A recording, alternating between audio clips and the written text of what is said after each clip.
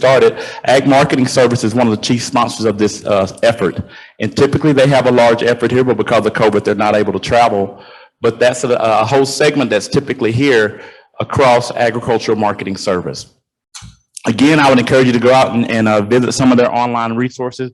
They've really upped the number of resources that are available across the food value chain in terms of directories, in terms of GIS reference marketing and marketing maps, and in terms of the analysis that's being done and the data that's available to help all of us, whether you're at the farm level, whether you're at the consumer level, or anywhere in between, across the entire value chain.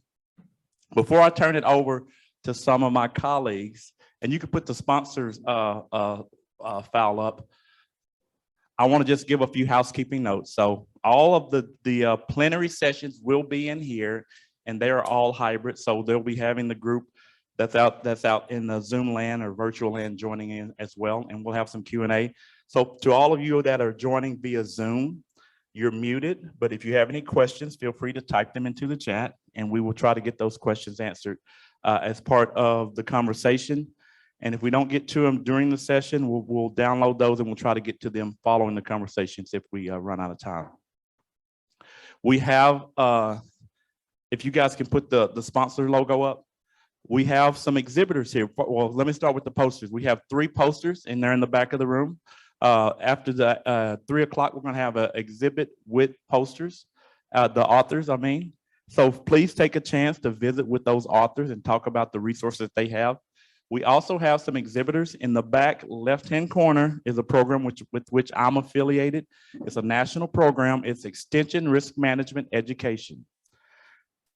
It is a regionally administered program, but it is a national program. So all 4 of those regional centers administer a national program.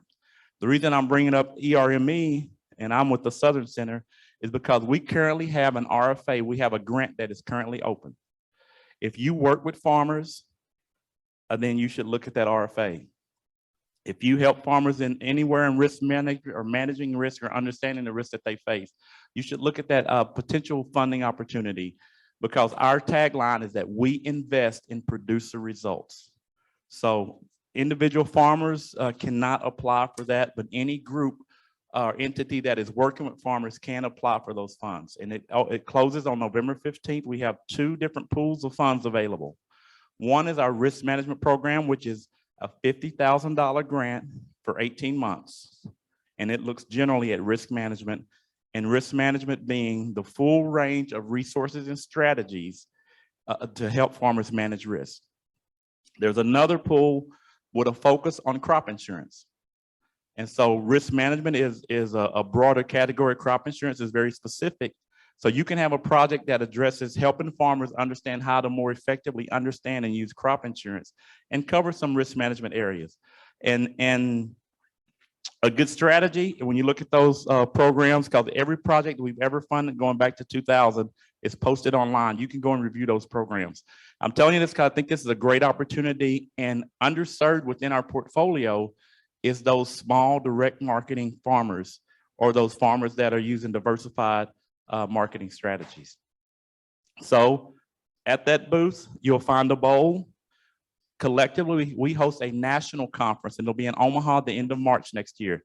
Drop your business card. If you don't have a business card, write your name and email on a piece of card. We will do a drawing, and it'll be announced at the banquet tomorrow, where we will give away a full expense-paid trip to go to Omaha to participate in that 3-day conference, including the pre-conference. So including my planning committee members, I will say that you're eligible to throw your information in there and be drawing from that. Because the real beauty of that conference, again, just like this, is the networking opportunity. And there's extension educators, USDA, private businesses, but they really highlight the full range of risk management resources and strategies that are available. So I will stop talking. Please put your business card in there. We also have exhibiting outside is Agriculture Marketing Resource Center, and our other sponsor, which is Local Food Systems from Iowa State University. Don't see Courtney in yet, but they will be out there at the break as well. Please visit with them. They've had some pre-conference conversations going on, talking about local food systems facilitation, just having a fantastic conversation and dialogue, talking about ways that people are engaging across the country and ways that we can potentially engage, including resources and then collaborations. Another display is one of our chief sponsors, which is Market Maker, and they have an exhibit booth out there. I will let one of its founders come up and talk about that later on, but I will pass the baton on to Ms. Vergella, who will come up and give some words as one of our sponsors and leaders. Thank you, Ms. Thanks, Ron. Good afternoon, everyone. Thanks for letting us be here, and we're excited to have you at the Direct Marketing Summit, or now I think we call it the Marketing Summit. We got rid of Direct, didn't we? My name is Rogelio Escovizo. I'm with the Illinois Farm Bureau. I'm the Associate Director of Food Systems Development. We joined the Planning Committee in 2019. It started because we were in Illinois and Chicago, and so they wanted a representative from the state, and they let us stay on the committee the next 2 years, and we've really enjoyed being part of it. My job at Farm Bureau is really about building food systems in a regional level from the Midwest to Illinois, really helping Illinois farms from an infrastructure development. My role is a little different than what you might find at all farm bureaus. But what my job is to not just help in farming, but to help the entire food system move and build infrastructure from advocacy to program development to resources. And this kind of conference is something we feel is very important that is often missing around the country, is that chance for us to hear from everybody from across the country, bounce ideas, share opportunities, and really gain resources. And it's not just about one sector of the food system, but the entire value chain. And to build and move forward in a system, we have to look at those opportunities. And it's really fulfilling to see farmers and farmers markets and food hubs all come into one opportunity and to talk about those chances and hear what people are doing from other places.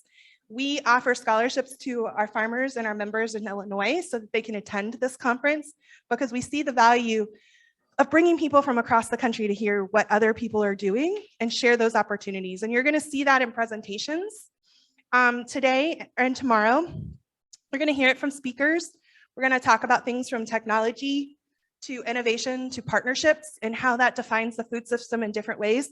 But I think Ron hit it high when he talked about the networking as the biggest opportunity. I think you saw that start yesterday if you were able to go to the happy hour, but continue doing that throughout the conference as we look at chances to get to know other people. I know I'm not wearing my name badge right now. I locked it in a car, but use those name badges to see where people are from and take the opportunity to not just talk to the same people that you came with. Everybody's here to share their opportunities and their knowledge and bounce ideas. I know we had great stimulating conversation yesterday, and I heard some really great programs from farmers from state county fairs doing commercial kitchens. I am so excited to take that home, to opportunities of videos and other programming. So I've already gained knowledge, and I hope you guys do too. I talk really fast, and I'm not taking the time that Ron wanted me to take up. But I'm here if you want it, and we're really excited to have you. And I'm going to lead it off to our next sponsor, who's Market Maker. We are proud to be part of their program, and I can't wait for them to tell you what it is.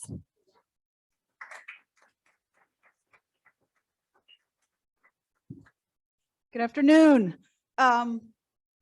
So I know that many of you have already been attending sessions where Market Maker has explained a little bit about what we're about, and I think a number of you are actually part of the program. But I will give you a brief overview. But before I do that, I want to say a couple of things. First of all, I think that we really need to give credit to Ron for this event taking place because of all the insurmountable obstacles with COVID. We really thought that COVID would be behind us when we started planning this. What was it, back in January? And it was just one curveball after another. And so I guess this is the 4th annual Direct Marketing or Marketing Ag Summit, and the first virtual or hybrid, and hopefully the last.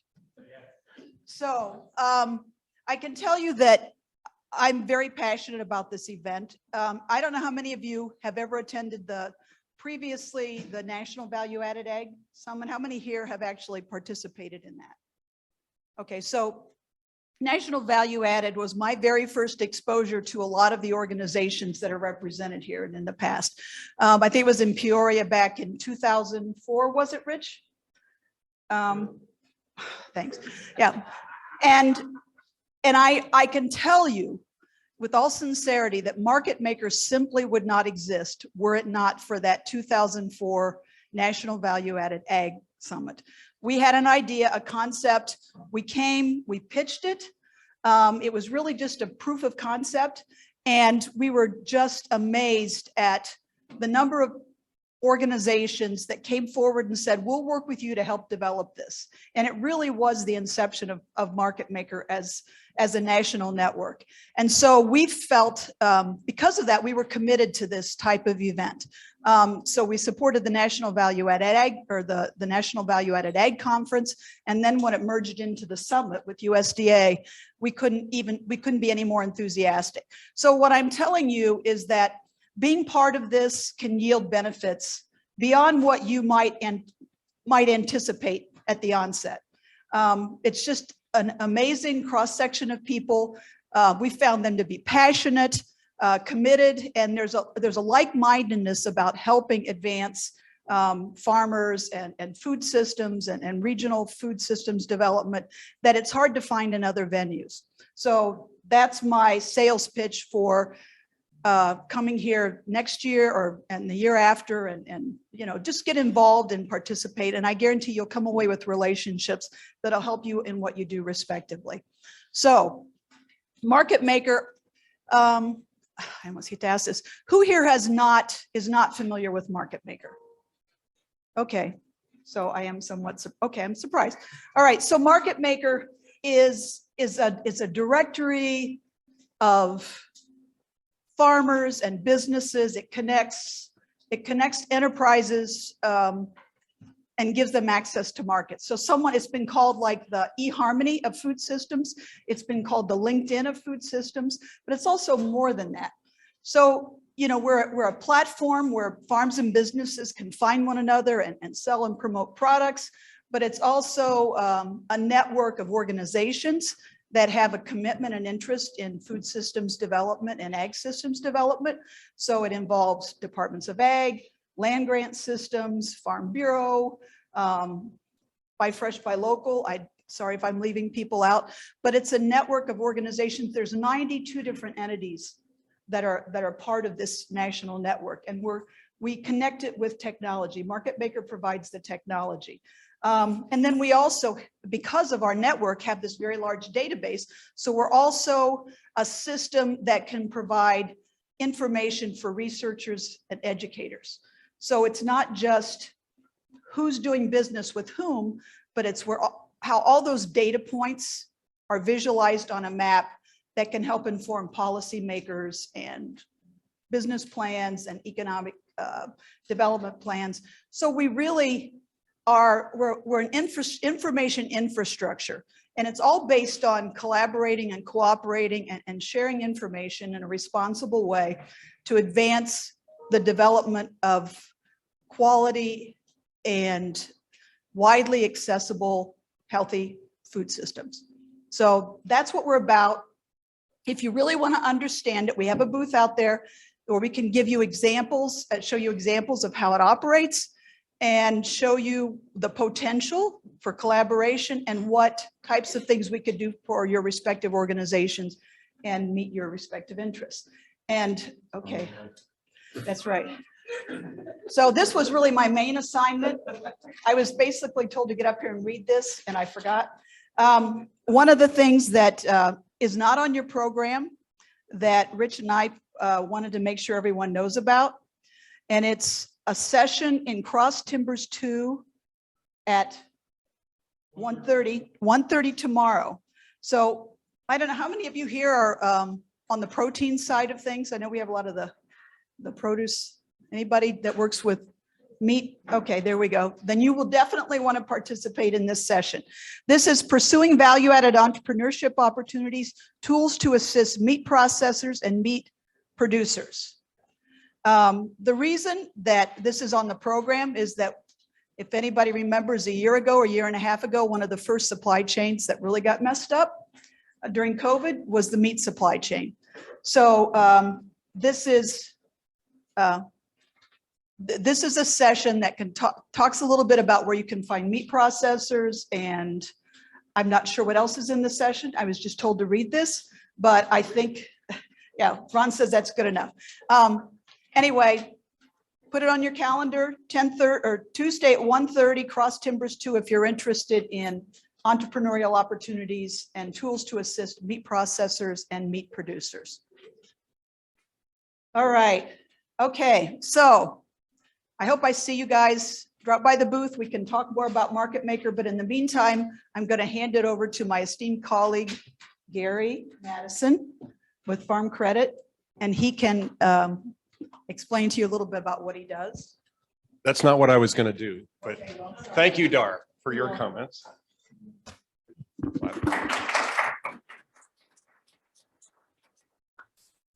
So as Ron said, this is our fourth stab at this.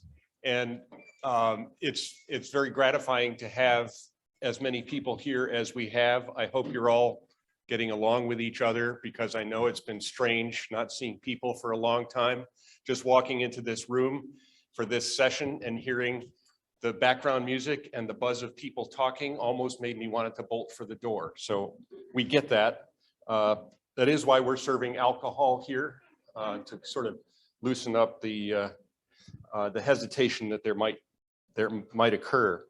The partners that are here as sponsors and you as participants are all trying to do something for the sake of others. That's, in the end, that's why we're here. We're trying to help other people succeed in what they want to do.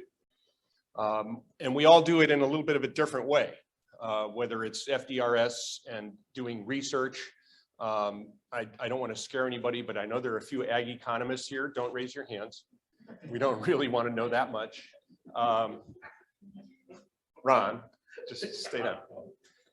But there's so many different skills that are present here about our collective opportunity to assist others in succeeding at what they do.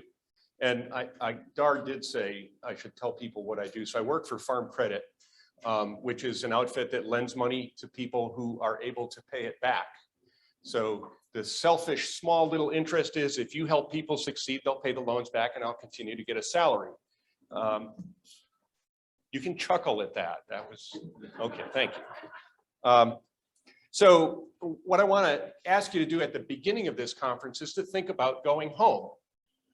I don't mean get your boarding pass or anything like that. I mean, think about what it is that you're going to take home with you as far as what you will be learning, so that you can tell somebody else. Because if you keep it all to yourself, all of the interesting people that you meet, all of the unusual programs that you find out about, if you keep that all to yourself, then this will have been a waste. I mean, it's nice weather, it'll be good food and all that kind of stuff, but you will have missed that opportunity to do what you're trying to do, which is to help other people succeed. So there are probably going to be questions that arise in your mind about, I don't know, the sessions that are happening, or gosh, how does Market Maker really work, or where do they get their funding, or all sorts of detailed questions like that, that you ought to be able to find out. So I'm going to tell you what I have done in other situations. One of the things I get to do also is talk to beginning farmers. Mostly it's about basic financial skills, but there are a few special conferences where I'm in a different role, where I'm talking about being a leader in the world of agriculture. And one of those instances is at the USDA Ag Outlook Conference. It happens every January, February, that USDA puts on.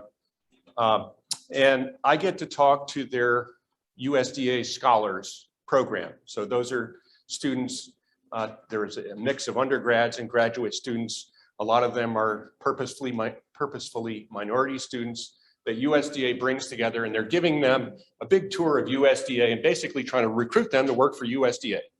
And I get to talk to them and try to recruit them to work for Farm Credit. It's kind of a fun job to be subversive like that and let USDA bring those young people to me and put them in front of me.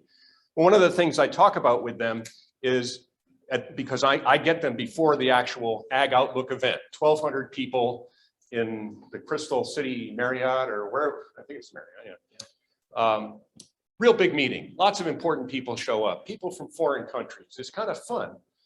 And so this group of typically 30 or so students, I say to them, look, what you're here to do is to learn how to do the network thing, right? To be at meetings, you know how to do college parties and all that. Now you're going to learn how to network with a necktie on. Sorry, I didn't do that today, but it's a little bit different assignment for them. How I'm going to help you accomplish that is that you now are part of my network. So I hereby bestow, all of you are part of my network now. At any reception, at any time in the hallway, again, this is what I'm telling these young students, you can come up to me when I'm talking to somebody else and I will automatically introduce you to the person that I'm talking to. And I will be able to tell them a little bit about you because I've met you already, at least some of them I've talked with like that. And I will tell them about, or I will tell you about the person that I'm talking to and what we're talking about, right? It's a great, it's an enabling sort of thing to help people get over that fear of, I don't know what it is, rejection, boredom, I don't know, whatever it is, to help people and encourage them, just come up and talk to me because I'll introduce you to the next person. So I have now deputized all of you into my network. So you now have that possibility open to you. And I would ask you to do it with each other, because what we're trying to do here is to learn about the capabilities for everybody who's in the local food business and is doing direct marketing to be able to help them accomplish it. And a lot of the time, that means being able to say, well, I know that Tony, right? Tony has a particular set of skills and you need to talk to Tony. That's how it works, right? To find the right person. Oh, find the right person to answer that question that somebody has of what they need to know. So that's your job here, I would say, is to think about going home. But collect as much as you can. Be a sponge while you're here with all of the rest of us so that you can be more effective at your job when you do get home. And the last little bit of that, I guess, is the more that you find out about the people who are here, who we are here together with, I think the more you're going to have confidence that there are solutions out there, that there is this economic opportunity for people to enter into local food systems and direct marketing of agricultural products. It's important. It's not, as we were talking about last night, it's not just about corn and beans and ag economics anymore. Yeah, that's great. And it's a big, huge pile of billions of dollars. But a lot of what we are dealing with in a local food system is opportunity for individuals at a farm level. It's not billions of dollars necessarily. Well, it is if you add it all up across the whole country. But it's really important to that one beginning farmer or one senior farmer, whoever you're dealing with, for you to help them make their business succeed. It's really important that we all understand that we don't know everything, that we're trying to help people out of, I don't know, some sense of humility that we don't know everything. And that's why we're here, to learn more. So I ask you to be open-minded in conversations, look for conversations to have, be warm-hearted about it. But I guess, let me back up on the humility thing. Don't be humble. Brag. Okay, there's another permission, broad permission. I'm giving you broad permission when you're in these conversations to make yourself look as good as you possibly can. Brag. I mean, not that you were the high school quarterback or anything like that. Things related to, to the local food stuff, because other people need to hear the cool stuff that you're doing. And if you're not talking about Food for All being the best platform, yeah, for online sales, then why are you here if you're not going to brag, right? If you have done either a poster or a paper with FDRS and you're not here to talk about it and brag to those of us who have never heard of this project that you're doing. Well, why are you here? So brag to each other, please, because that's what's going to be memorable. That's what the rest of us can carry home about your particular talent or skill or the thing that you know that other people are going to need to know. So I hope you can all be really effective at this. It's going to be a conference with a lot more buzz, not to mention noise, but a lot more buzz if when finally I stop talking, or Ron stops talking, or Marco stops talking, and there's a break, that we actually talk to each other and find out what's going on and go to the people that you don't know. I mean, I have a lot of good friends here, and it's tempting to hang out with my good friends. But it's always interesting to meet somebody new and have a conversation that I never would have expected that I learn a whole lot about. All right, what else did I want to say? That's it. Brag about yourselves and let me know about that. And Thank you, Gary. One last thing, there's one sponsor that I didn't talk about because they decided to go virtual, partly because a lot of the universities have travel restrictions, and that's FDRS, which stands for Food Distribution Research Society. And some of you participated this morning online because their virtual researcher sessions were held this morning. And so FDRS is a collection of a lot of academics, a lot of professors, but some people working in that space that aren't within academia, a lot of government agencies, some businesses. But those presentations that were shared this morning, they will be posted on the Ag Summit website following the conference. So even if some of them are really theoretical and there are a lot of math and a lot of models and you're like, I'm not into that, it's important to make note of the presenters, the authors, because there are some contacts that are working in this space. And while they may do some pretty sophisticated research that even sometimes I don't understand, they're also engaged in some pretty dynamic things in terms of moving the needle to help add value to the conversations that you're having to help farmers move forward in this space. So please reach out. Many of them are part of the land grants. How many people know what a land grant university is? Great. But within every state, a land grant university, basically they go back to 1862 and 1890. 1862s are land grants. They have colleges of agriculture, mechanical, and agricultural and mechanical, I'm sorry. So the A&Ms, the state colleges, every state has at least one 1862, and every territory, most of the territories. In 1890s, because of discrimination that was occurring back in around the turn of the Civil War, African Americans could not go to colleges. So in 1890, they established land grants for African Americans. They took historically Black colleges, and those are the 1890, the historically Black colleges that have colleges of agriculture and engineering or mechanical. And so that's an important connection within our local food system, because in every state we have colleges that are investing in cutting edge research and innovation to help advance this sector, our food sector. So please reach out. There's one person here I want to point her out, and only because I know the work that they do, and that's Dolores Spate. She is with the Policy Center. That's what we call it because it's a very long name. So it is the Socially Disadvantaged Farmer and Rancher Policy Research Center.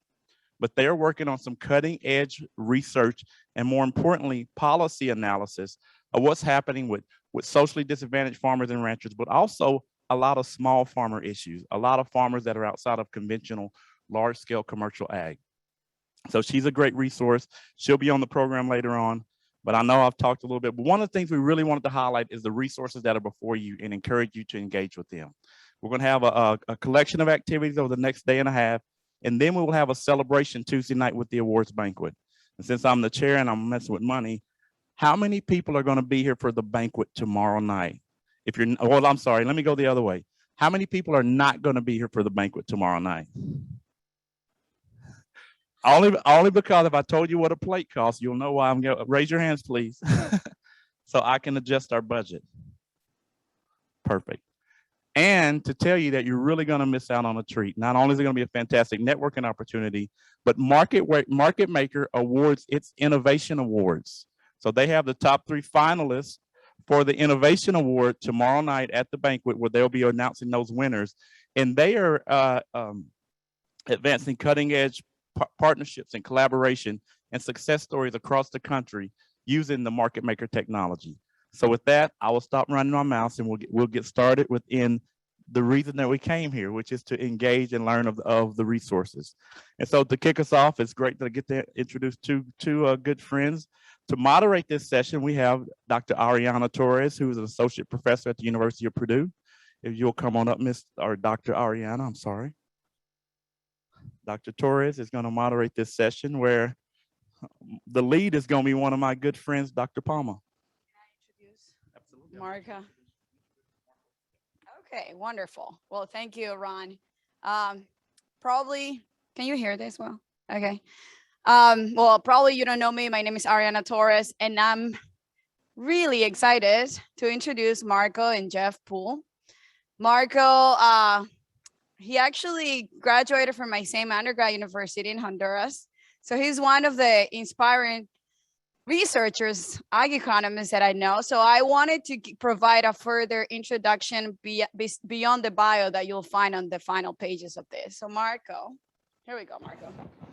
So he's a professor in food and resource economics. Then he got his PhD, master's in the University of Florida. He coordinates statewide leadership for extension educational programs and applied research in horticultural marketing by providing technical expertise and educational program development for industry audiences, such as producers, packers, shippers, and wholesale.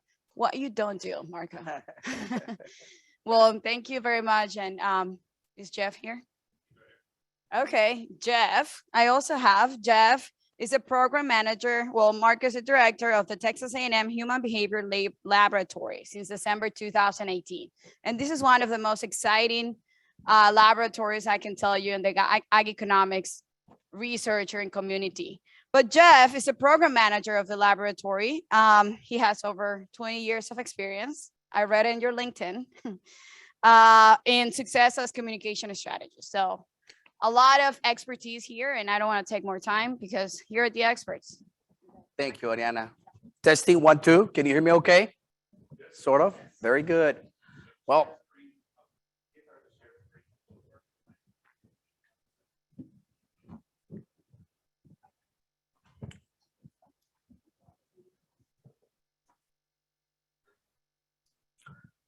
so I'm an economist, no math in today's presentation. Hopefully some pretty pictures and some stories about experiments. I'm a behavioral economist. And so sometimes I find that telling stories through experiments might be a way to convey certain information. So today we're going to be doing some of that, talking about some experiments. So what we get set up here, the first thing is we're gonna show a very short 1-minute video just to give you a flavor of what we do. What people say they're going to do, and what we actually do when there is money on the line, when there is something at stake, are not necessarily the same thing. And so sometimes our body betrays us and we want to portray something, we want to do something, but our bodies reveal some physiological information that essentially tell the story of why we're taking the decisions that we're taking. And so we're going to show you here a short 1-minute video to hopefully give you a glimpse of some of the technology that we use to understand consumer behavior.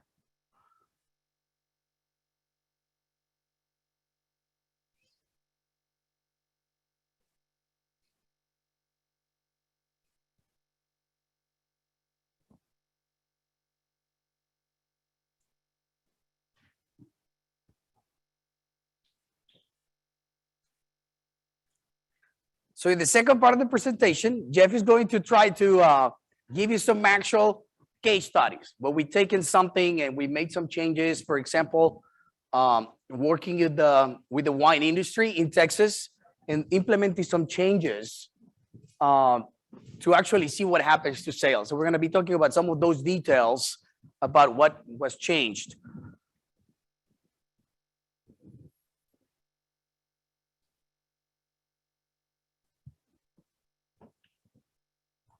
Oh, there's no sound. Let me see, test.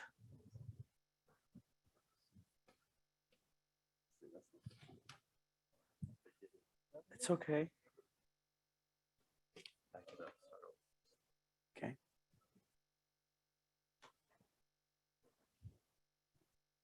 still not working. I'm gonna let you do that there.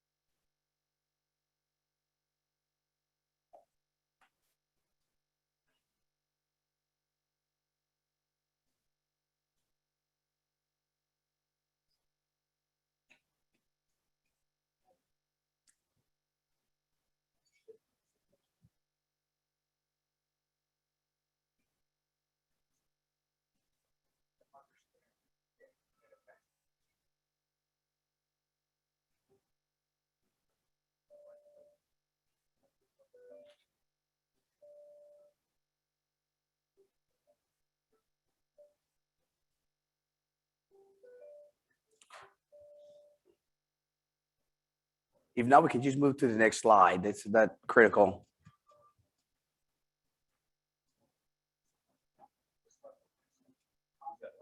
Until now, Texas A&M's Human Behavior Lab is on the forefront of biometric research. In the lab and in real-life applications, we are pushing the boundaries of science even further. Researchers are unveiling the emotional and physical. So you can see how we have some applications in lab settings, but we also have applications outside. We can essentially track participants' visual gaze and understand what drives their visual attention, maybe by looking at different salient features. Composite finding.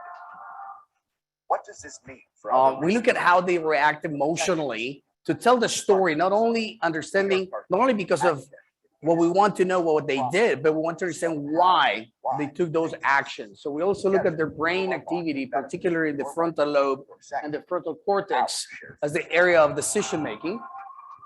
And we can do that integrated into different environments, either in the lab or in real world settings, in virtual reality and some other settings like that. So what is neuroeconomics? Neuroeconomics is the merge of three disciplines: economics, neuroscience, and psychology. So economics brings this idea that we want to really try to predict what people do under different settings. And from psychology, it's really important that we understand the motivations of what drives people to make different decisions. Not everybody reacts the same to a stimuli. And so understanding what customized settings might trigger different actions by people is something that we're very interested in. I'm going to talk a little bit later about some cases in which some of the things that we think are going to be beneficial to people end up backfiring. And those incentives actually turn out to perverse actions where people are doing the complete opposite of the intended effect of those policies. And so we need to be careful about that. And neuroscience helps us to understand the biological urges of what drive those decisions. And it's important because sometimes those biological urges might be working against the intended effects. And so, for example, the first thing I want to talk about is this separation between perception and reality. And what we do in this paper is we document when McDonald's decided to ban trans fats from their menus. Now, if you remember when this happened, it was a big deal. It was a big discussion as to whether how this will be implemented. Now, McDonald's has been around for a long time. So they didn't just turn the switch off one day and decided to take all of the trans fats out of their entire restaurants all around the country. So what they did is they actually did it in some restaurants, and they did not do it in other restaurants just to see what would be the potential effect. And they could measure these differences. So what happened was everybody started complaining that the French fries did not taste good anymore, even in the restaurants that had not made the switch. So simply thinking that there had been a change in the physical aspects of the French was enough for people to start complaining. Now, you might think, well, sometimes we don't really know exactly what's happening physically and that alters our behavior. Well, let me tell you about the neurobiological roots of what happens. So in this paper, Plasman and her colleagues, this is beautiful experiment where they brought participants into the lab. These are not your typical participants. These are individuals who are wine connoisseurs. These are people that drink wine on a regular basis and they know about wine. It was done in an Ivy League university in the Northeast, in case you want to look it up. So what they did is they brought people into the lab and they gave them 2 different bottles of wine to drink. Here's the catch. One of the bottles had a price tag of $90 and the other bottle had a price of $10, but they were identical. Even the labels were exactly the same. So I'm picturing here the 2 bottles in 2 different colors so that we see what happened. But in reality, both bottles were identical. The only difference was that price tag. One $90, the other one $10. Which one do you think people like most? The $90 bottle of wine. If you guess that, you would be correct. Now, what these guys did next is that they actually look at the brain of participants where they were drinking the 2 different bottles of wine. And what happened was remarkable, because the group that drank the $90 bottle of wine had higher activation in the medial orbitofrontal cortex of the brain. That's the part right behind our eyes, right in the middle of the brain, compared to the $10 bottle of wine. Why is that region important? That's the part of our brains that processes the pleasure or the pleasantness of smells and flavor. So let me go back. It's the same bottle of wine, but when people thought it was more expensive, their brains experienced a much higher activation in the region of the brain that gives us pleasure. So at that point, is this perception or is it reality? Once our brain gives us the reward circuitry and give us everything that our bodies experience, that pleasure, that experience just became real. So this is when you have some people and you can tell them that the bottles were exactly identical and they will say, this is not true. I do not believe it, because they experienced truly something that was different in that flavor. And the second component of this is that we human beings are microbiologically wired to derive pleasure from consuming things that we believe are prestigious. So these are the 2 takeaways from this wine. Now think about that next time we put together an extension presentation and we charge no fee for people to attend our meetings. So what are we implicitly communicating to them? So this type of behavior, when individuals are motivated by the prestige of the products and services, is called conspicuous consumption. And this term has been around for a very, very long time. Thornton Veblen was the first socioeconomist to talk about these. And essentially what he said was, these type of products work because other people see us. You see, the power and wealth are not the same. If I just merely have the power and wealth, it's not possession, it's the evidence that other people have to see us performing the action of having the wealth and the power. So if I had a golden Ferrari, but I never take it out of my farm, I do not derive the same pleasure of driving that same car in one of the main avenues in downtown Dallas, for example. So that's the principle. Things have to be put on evidence. And only when people see us performing that is when we actually derive a lot of that pleasure. Now, this works with very expensive, fancy products like expensive cars, but will it work for food? Now, what do we have today that allow consumers to showcase the food that we didn't probably have 10 or 15 years ago? Facebook and social media in general. Now we see people posting ads about their food, particularly the food that is gourmet. Many of the things that add value to those food products are now being showcased in a way in which people are showing.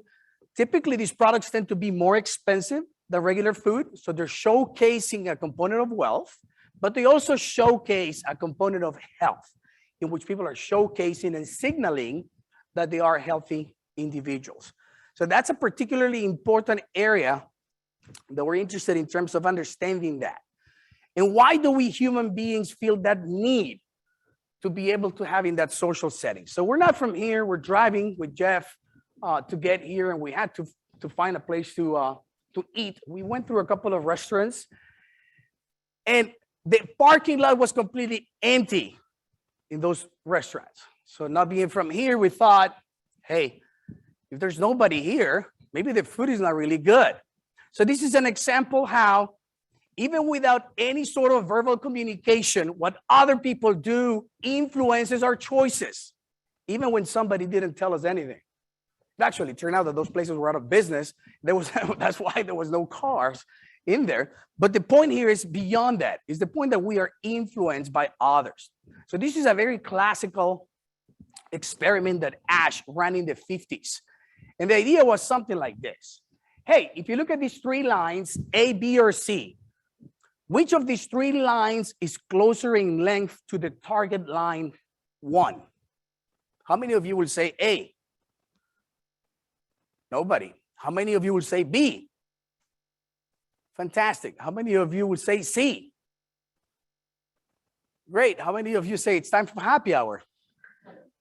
All right. So the right answer here is line B.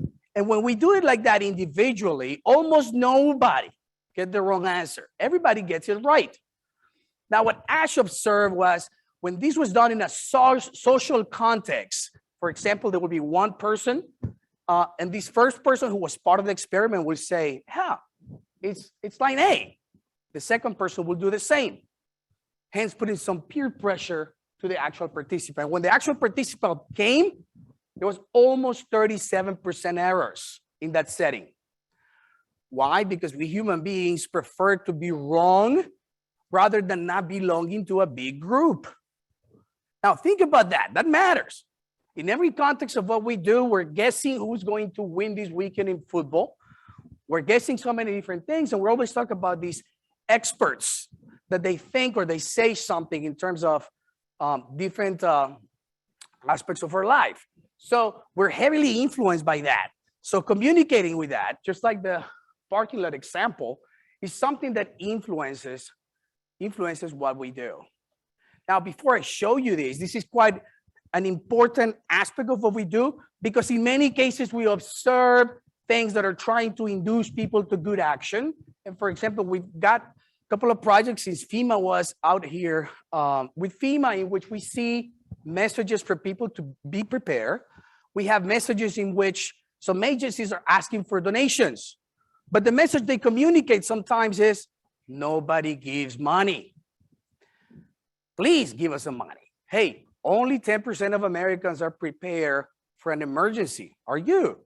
Now, if you think about the social validation, what are we communicating? The group at large is not giving anything. Do you want to be the oddball, or do you want to be with the group at large? The group at large is not giving any money. Would you like to give some money? Now, we can say the same message, and if, instead of saying, for example, 10% of Americans are not prepared, you could say 35 million Americans are already prepared. Are you one of them? We're saying the same thing, but now there is a sense of urgency because there is a critical mass of people who are already prepared. So we feel that we're missing out. So it's the same type of message, but it's framed in a different way that conveys urgency. So let me show you a video that is really about marketing. It's in the domain of shoes or clothing, but a similar phenomenon happened that I'm going to tell you about. This video is played. So I'm going to try to play it here. Watch these fashion lovers in a mad dash to go after these sleek-looking If you can give us some volume there.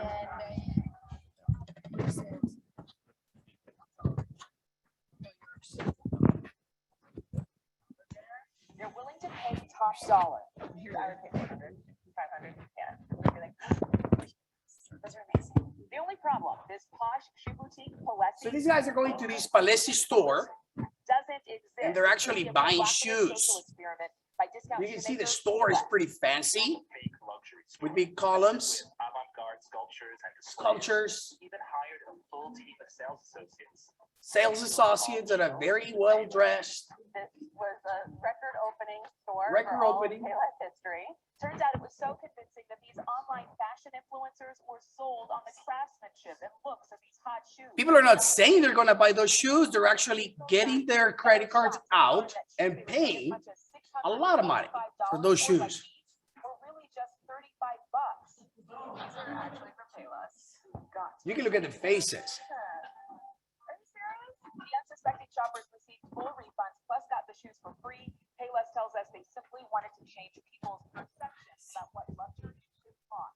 So again, the perception of something, it really shapes what we see.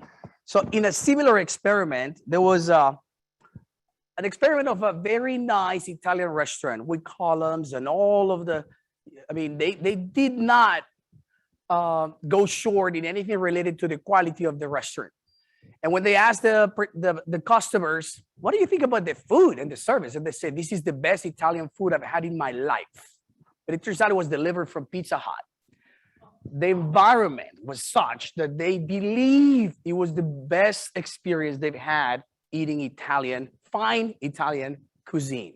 And so it matters. What we do in our surroundings matters.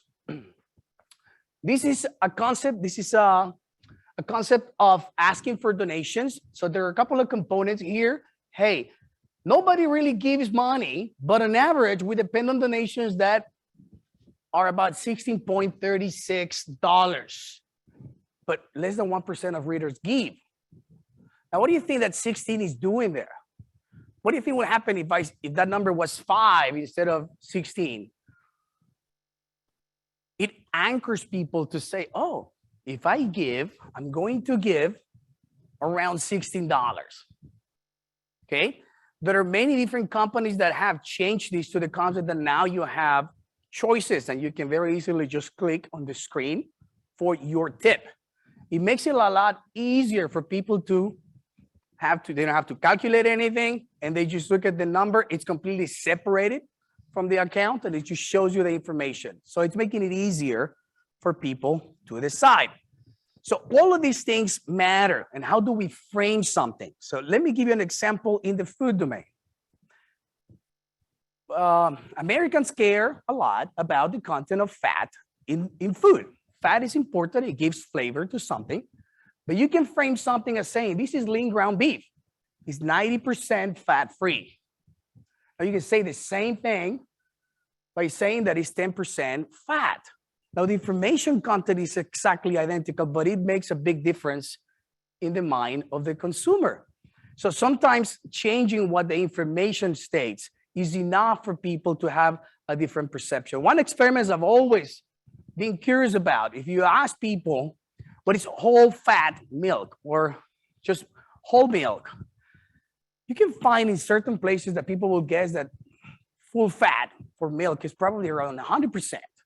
I wonder what would happen if you actually stick a 3.7 average in terms of the percentage of fat of whole milk and whether that will make a big difference in terms of how people perceive that relative to the 2%. So framing is something that matters, that changes the way in which people conceptually think about things. The next concept I want to talk about is choice overload. If you're like me and you have a streaming service, how many of you have a streaming service? If you see something cool at the time of networking, please let me know. So if you're like me, you spend about an hour and a half browsing for something. And when I finally get excited about something, I turn around and my wife is already sleeping because it took me too long to find something. And so I just look at her and say, baby, there's nothing on Netflix. There's nothing. And so she just looked at me, what do you mean there's nothing? There are thousands of titles in Netflix. The problem is that there's so many options that it's very difficult for us to make a decision because we have a fear of trying to missing out. We care about potentially regretting not making the best optimal choice.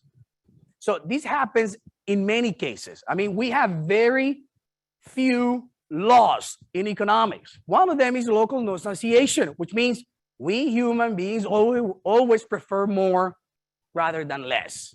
One of the few laws that we have in economics. But when it comes to choice overload, it seems that the burdens of having to choose something where we have too many options is just impossible for us to make a decision. Let me give you an example. You, for example, have somebody who gets to use some information about financial plans or something that relates to innovation. And then you see how many different variables you have to evaluate in your financial planning for maybe a retirement plan or something like that. And then you inevitably are overwhelmed by the number of options. So if you're like me, you typically would say, to be polite, hey, let me take some information home. I'm going to study it. and then I'll see if I can make a decision. The problem is we take it home and we never really do much with it. Why? Because it's complex, and we have this idea of human beings is pretty basic, that we just put off decisions that we perceive are very difficult. So how can we help people make decisions that are optimal for them, that are better for them, like saving more money for retirement or so on? So one way in which we can do is we can influence the choice architecture, just like the tips that we're talking about, where you make it so easy for people to choose, but you preserve the freedom of choice. So you might put a 15% or 20%, 25%, but then you always have an option for people to select something else. So the same could happen here. You can ask somebody, tell me a little bit about yourself. How old are you? How many children do you have? How long more before you retire? Once I learn about those patterns, I might be equipped to actually give you a suggestion based on what other people like you are doing. And then we can say, hey, look, people like you usually select these patterns, but you can choose those to move those levers however you need to. So this has two components. The first one is reassurance from the social proof. If other people are doing it, it must be good. But I still can make my own selections that are just what I need. So you're not telling people what to do. You're just making it easy for them to do something that will be beneficial for them in the first place. The other thing that we typically do, and I think I have the slide after these, is the opt-in versus opt-out mechanism, which is pretty interesting.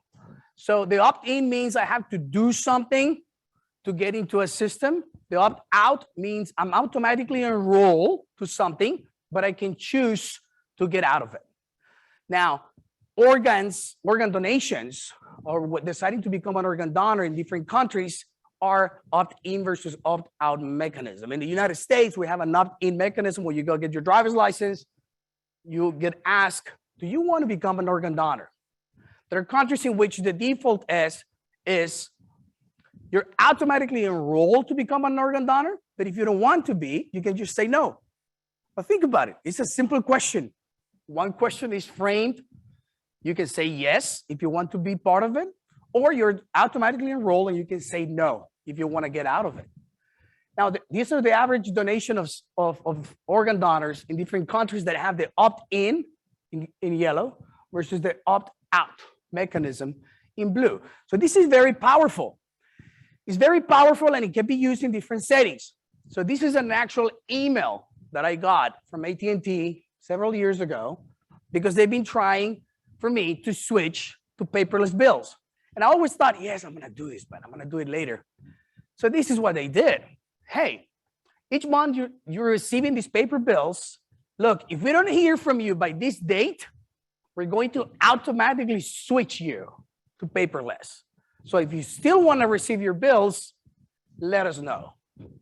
So the proposition here is if I do nothing, the default is I'm going to be moved to paperless, hence potentially saving some money to the company, but I still have the freedom of choice. So you don't want to get a lot of angry customers screaming at you, why did you change this without my consent, right? You want to make sure that they have a say in what goes.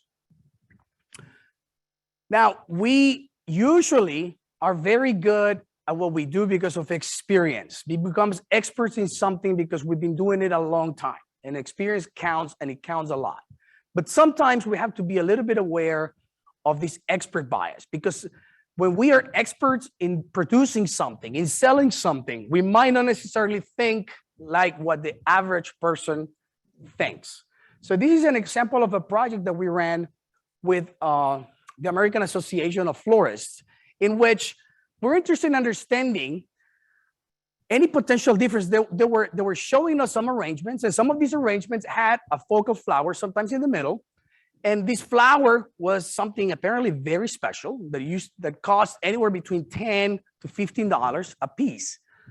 And when I asked, and I'm the horticulture marketing specialist, but I didn't know what the species was. So I asked what the species was, and they said, you don't know? This is flown all the way from Ecuador. It's fresh. It was actually in the plant this morning, and we have it so fresh here. This is why it's so expensive. And I said, oh, that looks interesting. Do Do you think that the consumer knows or that they actually value it differently? So we ran these experiments.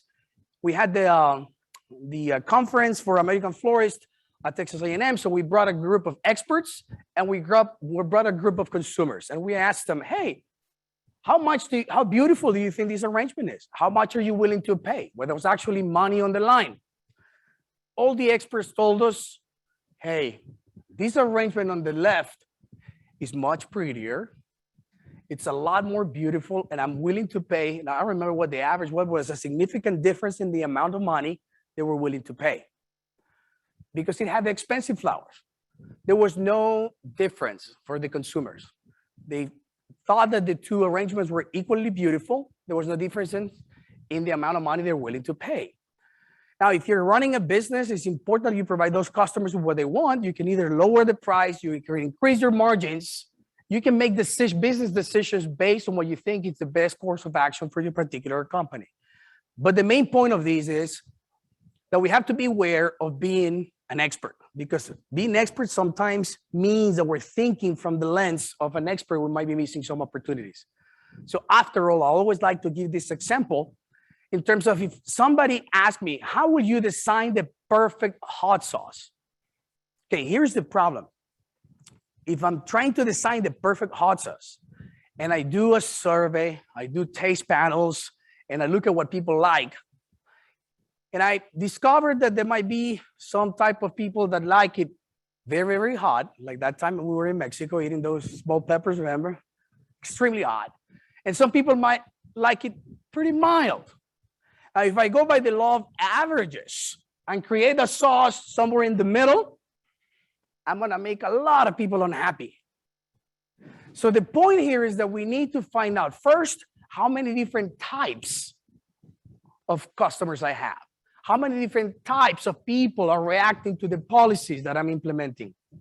Once I've found the types, then it's easier for me to define a product that will satisfy them. But let's not think about a product as a one-size-fits-all perfect product. So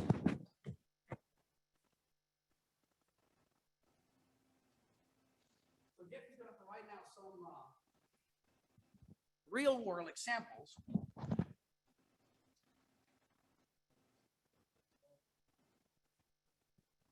Does it work? Okay, you can't hear it down here, so that's cool.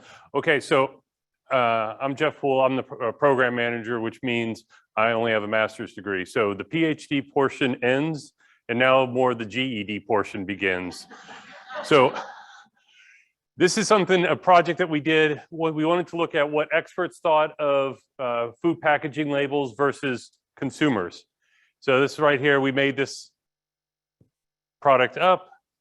Let's see if it builds. We did eye tracking with it. So whenever you see green on something, that means someone kind of looked at it, and then it goes to red. All right, so you can see one side's got an expert, one side's got a non-expert, don't know which one it is. So really the main difference is those little icons there, like organic, not so much over here, all that kind of stuff is in. The never fed grains and US beef. Which one is, okay, I'll stand here in the middle. Which one is the expert? This one? Expert? Yes. So we brought in people, it was actually, that one's the expert. The experts were more interested in where the beef was from.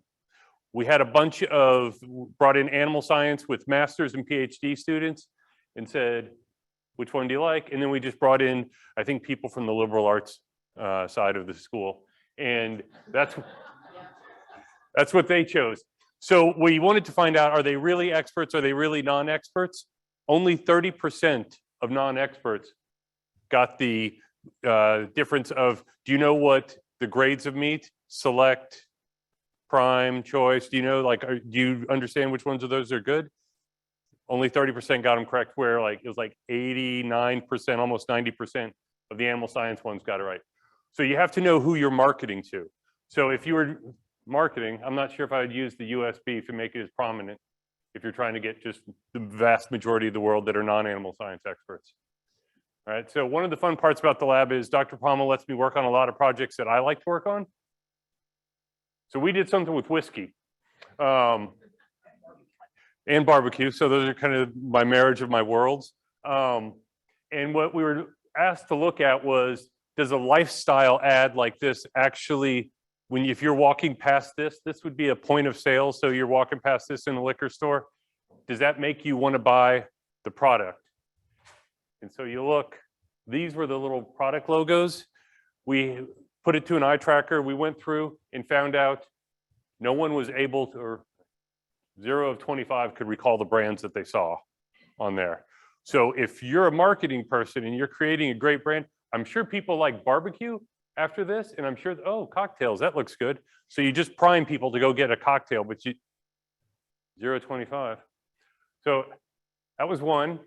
So one of my buddies works for the president of A&M, not the United States, and they said, hey, we're doing all these great district level, here's what A&M student or A&M is doing in your district. So this was for Senate District 18. And they said, we're doing these on social media, and the platform they were using could tell them the average time that people were looking on this before they clicked away. And so they said, yeah, we got an average of 6 seconds. And I was like, well, what's the important part? Yeah, all that text right there, the president wrote that himself. And so this is great. So he brought it to me and he was like, this is fantastic. It's the best thing ever. And I'm like, man, I don't know. And he was like, oh no, before it was 1 page of just straight text. It was like, please read this letter. And I was like, on social media. And he's like, yeah. And so without telling him, I put it on there and we tacked it to the end of a study. And then I was able to say, dude. And he was like, uh-oh, redesign. So they redesigned it. And then they put these nice little icons over here, which basically summed up everything. 43% of students graduate with debt. Your average debt is $23,000. However, here's the good news at the end. $575,000 more is what you make over 20 years if you go to A&M versus just high school. And so I was like, I don't know, man. And so it looks like it got better. Still looking at the pretty girl's face. Never put a face on there because people are always, we're trained. But it's kind of like they stop right around 43% of people have student debt. And then they get to the 23,000 and they're like, I'm out. So what we ask them to do is flip-flop it, put the happy news up top. So it's like, yay, and then get to the bad stuff. And this is another Senate district. And I guarantee you, I told them, if you keep the face on there, people are going to be drawn to the face. And anyway, that's always what it is. So that's kind of the cool part about the eye tracking. Another part about the eye tracking was we went with, I guess I can say the name, Messina Hoff. They're one of Texas's oldest wineries. They're in Bryan College Station. We had just got finished doing some wine stuff, and they were asked, hey, how could we help the total Texas wine industry? Not just one place. And it was like, well, every winery has a tasting room. So not everyone sells it in stores, so we don't need to look at bottles and brands. So why don't we look to see if we can increase this? And so Dr. Palma gave me the task of, you can change everything around, but I want to see an increase about 30%. But just change everything around, but you can't change the prices. And he says, I'm not going to publish this, but it's just something for a conference, so have fun. So first thing I looked at was, I'm a middle-aged, married, cheap white guy who, when I'm looking at prices like this, that's the first thing I always look at, was scan the prices up and down, and I make my decision off of that. What I would say, I choose off of my wallet, not my palate. And I said, I know there's a whole group of people that are like this. And I have a video, but I don't have sound, so we don't have to worry about a thing. So this is an actual person looking at it. And so what they do is they kind of bounce around. They look at categories, they read some of the stuff, but really what they're looking for is the category. And found it, there they go. See that right there? So they just did a quick scan, just in the, okay, I'm like, basically they had in their head, I'm willing to spend X amount of money. And so then they just went through, found whatever it was X. The bad part with that is they may not choose the wine that they really wanted because they were trying to, oh, this is $1 cheaper. So they didn't choose that. So what they did is, now will they go back again if they thought, the wine was so-so? So it was more beneficial for the customer to get what they actually want, and even if it's going to cost them $1, and it actually is more beneficial for the winery because people will actually come back.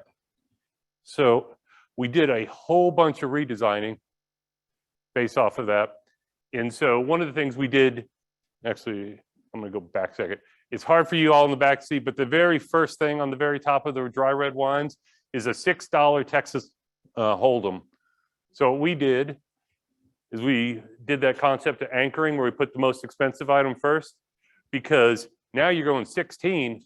If you start off at $6 and then you have to go up, like anything more is going to be more. So that's $4 more. In your head, you're saying, ooh, that one's $3 more. That one's $10 more.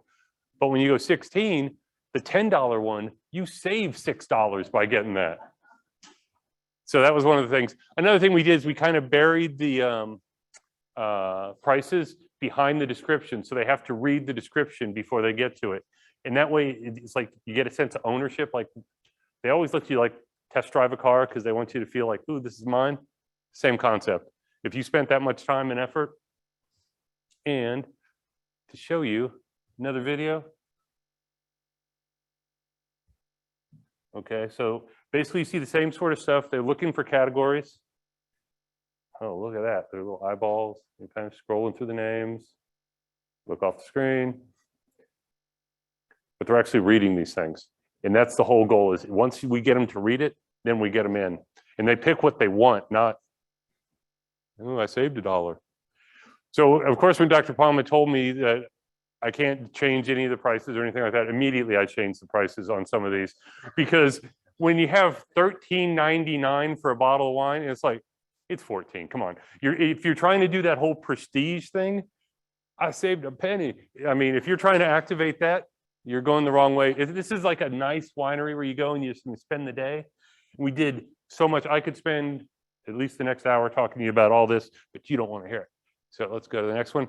This is the real thing. So go back and show of hands, meat people here, like involved in meat. So the price of brisket, crazy town right now. So this was 2019-ish, so pre-COVID-y. This brisket place came to us and said, hey, or this barbecue place, hey, price of brisket is going up so much. How do we fix this? And I was like, because they can't keep raising their price because they're afraid that people are going to stop visiting, but they still want the business. And I said, well, which one makes you the most money? And they said, hands down, turkey breast. And I was like, turkey breast, you have that on the menu? And so I never noticed it. I went, this place is phenomenal. It's going to be on Texas Monthly's list. Mark my word on it. But it was like turkey. I thought like Renaissance fair, like turkey leg, you never know. So we did some changing around. Of course, once again, I was instructed, hey, we could actually run a cool experiment, but we only have to change one variable because of science.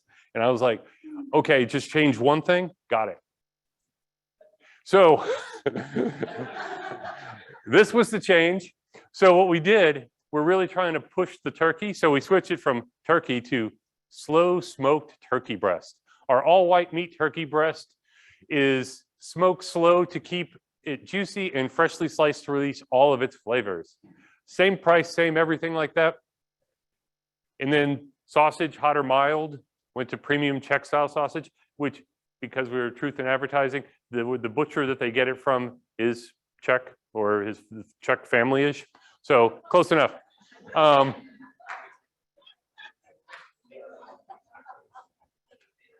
Yeah, so we added a sampler platter. We did a bunch of stuff like that. And let's see, who wants to give a guess? Wait, since you're moderating, moderate. Yeah, I know. So what do you think the percentage of turkey went up over the next month? A percentage number you Yes. want me to guess? Percentage number. Yes, ma'am. 40. She answered 40? She is absolutely correct if you add another 0 on it. 400%. Yes. Yes. 50% was the 50% was the sausage went up. We think because of the science will show you that the top items, like the primacy of what's the first thing you look at, or the last thing.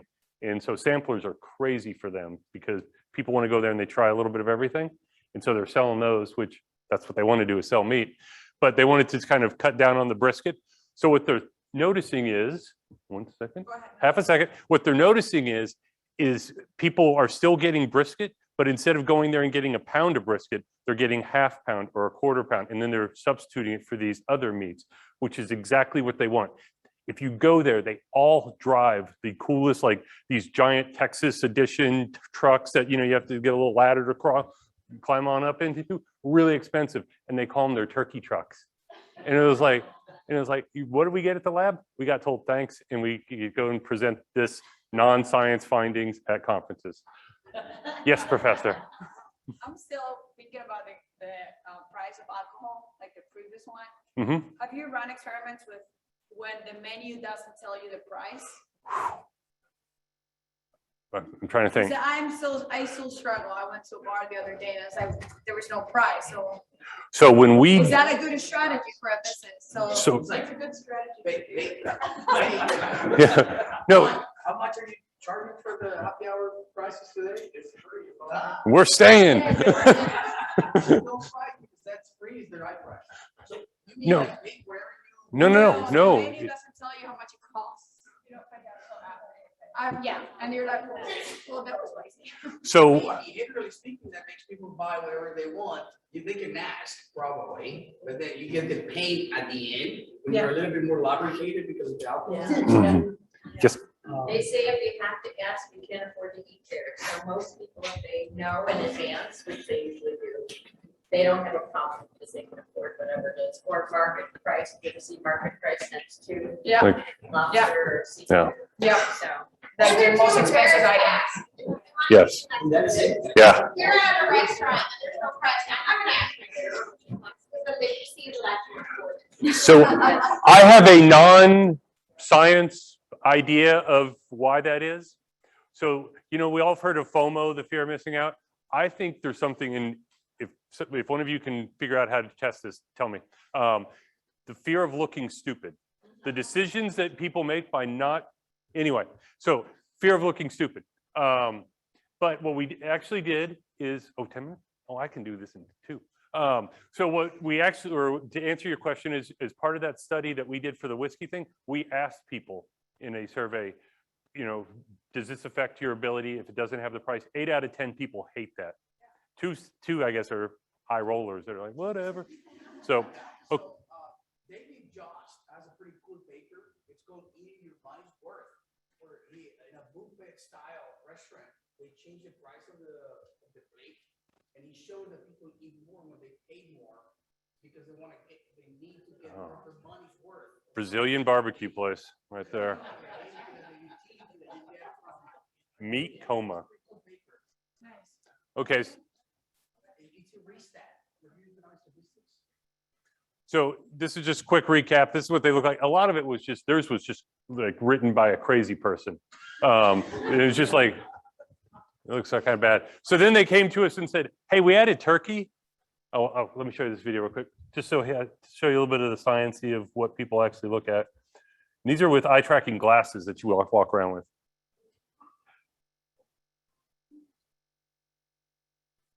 So you actually see them reading the one on top with more description. Thus that hooks them a little bit more. But since I have to go. All right. So we just they added pulled pork to the menu. They said, hey, can you do something? We were really trying to sell this pulled pork. And I said, okay, before in the last one, we had to hold a little stencil up and go like this, every single letter in there. So they said they're going to redo this and make it like a real printed menu soon. So just go ahead and write it, which is kind of why we at the top are like, geez. So you see how much the prices went up from like it's like 15 something for a half pound of brisket. It's getting kind of pricey, but they added this Pitmaster special, which when I showed them how much, you know, calling like slow smoked turkey breast would increase sales, they were like, okay. So when they added that Pitmaster special, they called it the combo sand for combination sandwich. And I was like, come on. So I came up with Pitmaster special, but then to push the pulled pork, That's a $21 sandwich. I made a $14 one. Same thing, just get rid of the brisket and substitute it for pulled pork. They sell out of pulled pork almost every day because when you're comparing those two, it's like, wow, this one's a bargain, even though it's still $14 for a sandwich. But it's 3/4 of a, come on, you can't eat that much. All right, now I'm gonna pass it back to Marco and then we can wrap this thing up. I can keep it? Okay. Let me see if we can get this one to work. Yeah, that works. Test, can you hear me? You can't really hear anything from here. So the last point I want to make to close up is that we're all in this for the business. Profits is a very important, healthy component of our financial future. But at the end of the day, there are also non-pecuniary motivations for doing what we do, helping people out there, being at the top. So I want to close with this pretty cool experiment. I really like this experiment from Dan Ariely at Duke, in which he brought people into the lab and there were two different conditions and people were paying according to a payment schedule, depending on how many Lego figures they could make, they got a payment. There were two settings. In the first setting, when people were coming into the lab, there was somebody from the staff dismantling all of the Legos, essentially communicating to the subjects, whatever you do has no meaning, no purpose, because whatever you do, we're going to destroy and put back in the box. Now, in the other condition, the same Lego figures were displayed in a pedestal, almost like a trophy. So people could see, oh my God, this is what I'm gonna be making.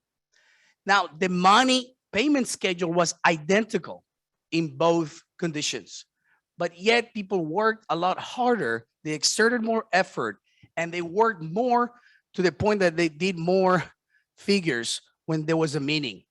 So if you think about stimulating those around you, yes, money is an important consideration, but there are many other things. Getting people involved in what you do, having them see and share your vision and the passion that you have for what you do is an important component to be able to have a long-term sustainable enterprise in whatever you do, from academia all the way to anything and business and everything in between. So with that, any questions?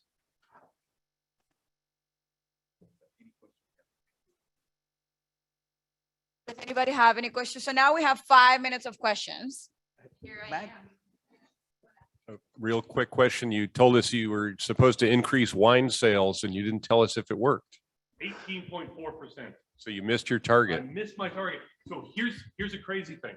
So when I told them, hey, we got about 18-something%, I think we could get it the rest of the way if I'm allowed to change things, because I wasn't allowed to do very much.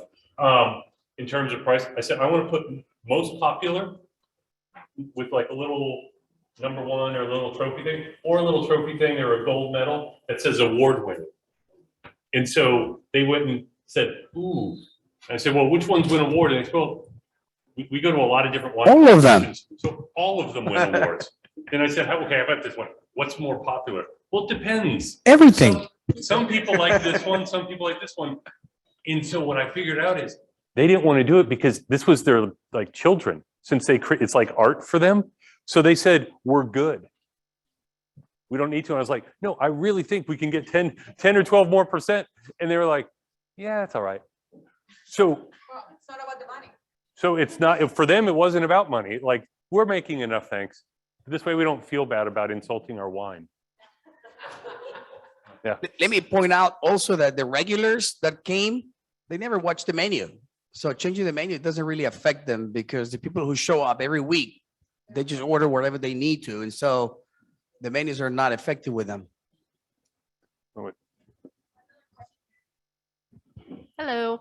I was curious when you were talking about the prestige and the evidence around prestige, and it was kind of presented as like this is like basic human behavior, but I was curious your opinions or thoughts, or if there's research out there on how much of it is actually learned over centuries or generations about how we should act and how we're being rewarded by our systems like capitalism and things like that. Because I guess I just want to see if you are differentiating between this is basic human behavior or no, actually this is learned, but it's been learned so long ago that it seems like it's basic. Because I think that a lot of us here are trying to change the systems that we work into, so that information would be helpful. Yes, that's a fascinating question. I could probably spend 2 hours just talking about that, but I'm going to try not to. And I'm going to tell you about 2 experiments that set this point across. The first one is, actually, the first one might take a couple of minutes, but the first one is about we have this evolution from an evolutionary biology. We human beings are hesitant to make changes. We stick to patterns of what things that are comfortable to us. I went hunting the other day for the first time with a friend of mine. There was this little deer that was coming. He perceived something different and he went back.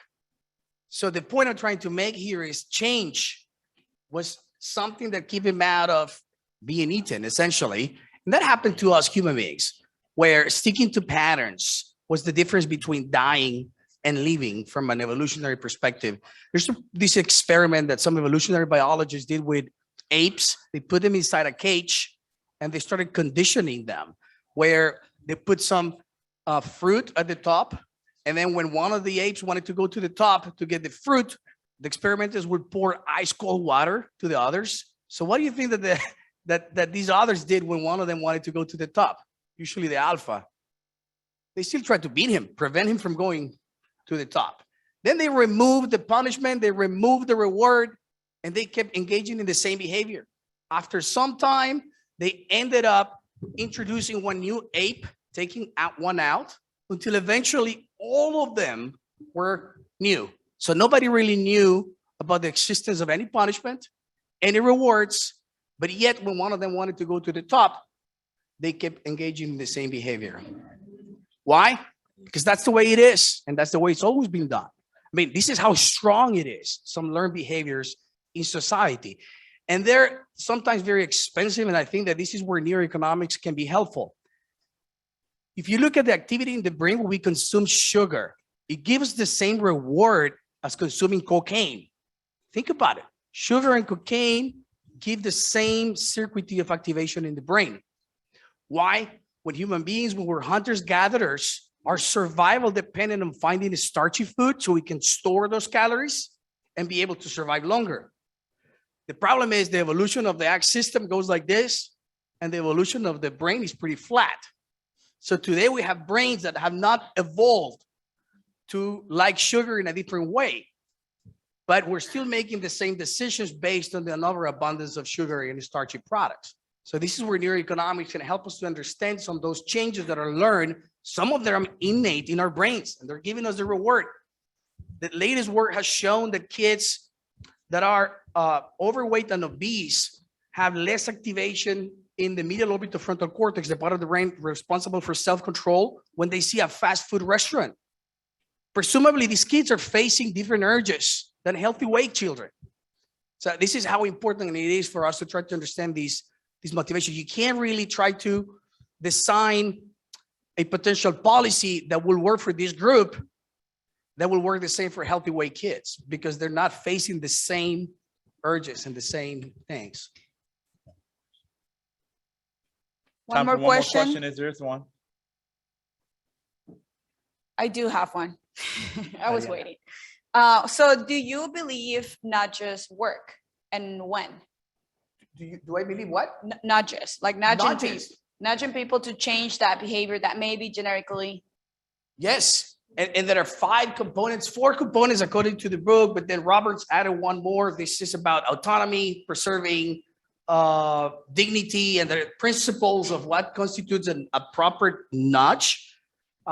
We have governments that have nudge teams to try to understand how people make these decisions. They work, and they work. What I'm not entirely convinced is about the dynamics of a nudge. What I mean by that is, look, the 99-cent is not a nudge technically because there's a change in price, but it works until you find out, oh, this is what they just did. So when you find out that something like that is happening and the consumers get aware of it, it will probably have a lot less,